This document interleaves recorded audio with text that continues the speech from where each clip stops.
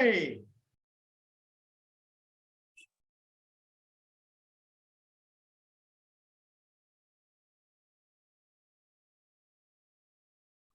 Thank you Mangesh sir. नमस्कार। MCL परिवार में एक बार फिर से मैं आप सबका स्वागत करती हूँ। और चलिए हम बढ़ते हैं आज के वेबिनार सेशन की ओर। Sinking city of the world, यानी दुनिया की डूबता डूबता हुआ शहर। तो ऐसे इंडोनेशिया की जो राजधानी है जकार्ता, वो पूरे दुनिया को पता है।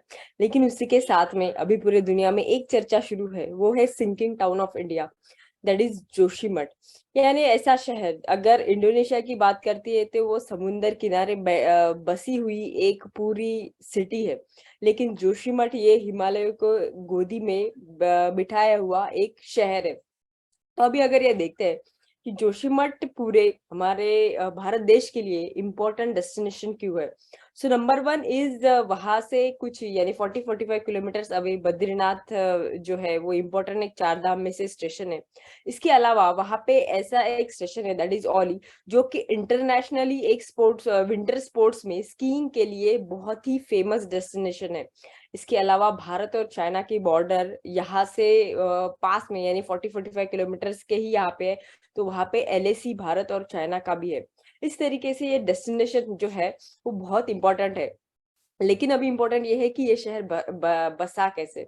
तो आज से कुछ 100 साल पहले जब हिमालय के कुछ रीजन में अर्थक्वेक आया था, वहां पे जो दरारें थी वो सब दरारें धीरे धीरे इस जो पहाड़ थे उनके मिट्टी से भर गए। और भरने के बाद में वहां पे ये जो सिटी है यानी जोशीमठ वो बस गया। बसने के बाद में जैसे ही हम ह्यूमन रहेंगे वहां पे 100% डेवलपमेंट तो शुरू ही होगा।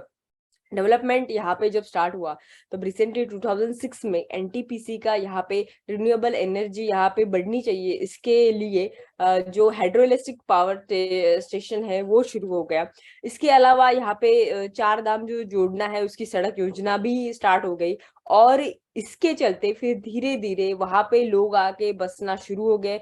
वहां पे होटल्स बने, वहां पे घर बने। और ये जो पूरे घर और होटल्स बने दैट इज उसका सीवेज प्लानिंग उस तरीके से नहीं हुआ जिस तरीके से होना चाहिए। और अनप्लान तरीके से यहाँ पे जो टाउन है वो बसता गया।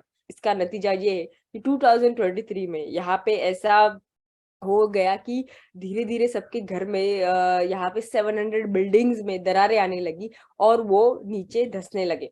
आपको लगता होगा कि ये पहली बार हुआ, यानी 7.5 सेंटीमीटर वो नीचे धंस गया। इससे पहली बार नहीं हुआ है। इससे पहले यानी आज से लगभग 40 साल पहले यहाँ पे डेवलपमेंट होना चाहिए या नहीं होना चाहिए, या अगर होना चाहिए तो किस तरीके से होना चाहिए, इसके लिए एक कमेटी बनाई गई थी जिसका नाम था मिश्रा कमेटी। इन्होंने आज से 40 साल पहले ये बताया गया था कि ये जो टाउन है वो बहुत ही इम्पोर्टेंट है इन टर्म्स ऑफ यहाँ पे अगर कुछ डेवलपमेंट होना चाहिए तो जियोलॉजिकल सर्वे होना चाहिए। हर तरीके से देखना चाहिए कि अगर यहाँ पे कोई प्रोजेक्ट डेवलप हो रहा है तो किस तरीके से उस प्रोजेक्ट को हमें डेवलप करना है। अगर हम भारत देश में सोचते हैं तो अभी कुछ ही साल में यानी आने के 3 साल में चाइना की जो आबादी है वो कम हो रही है और भारत देश पूरे दुनिया का नंबर 1 पॉपुलेशन यानी आबादी वाला देश बनने वाला है। जब हम ये बनेंगे तो 100% हमें रहने के लिए जगह लगेगी। नहीं सिर्फ हिमालय, हमें समुन्द्र में भी शायद रहना पड़े, फॉरेस्ट में भी जाके रहना पड़े। और ये सब करते हुए हम जब डेवलपमेंट की बात करेंगे तो हमें सिर्फ डेवलपमेंट नहीं, हमें सस्टेनेबल डेवलपमेंट पे फोकस करना चाहिए। हम जहाँ कहीं पे भी रहने वाले हैं यहाँ पे हमें ये देखना है कि सिर्फ इकोनॉमिकली डेवलपमेंट ना हो, इकोलॉजिकली भी हम उस एरिया को देखें और उस तरीके से वहां पे डेवलपमेंट करें।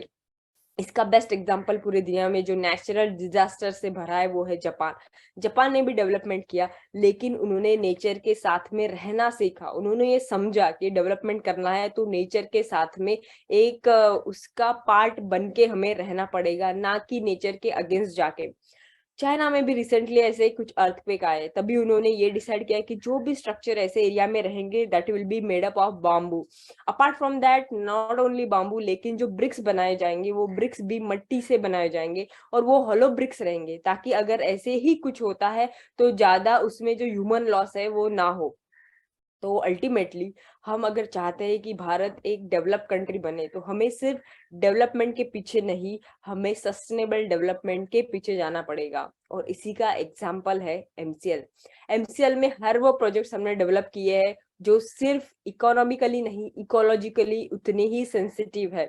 तो चलिए अभी बुलाते हैं ऐसे इंसान को जिन्होंने अपने धरती माँ को, प्रकृति को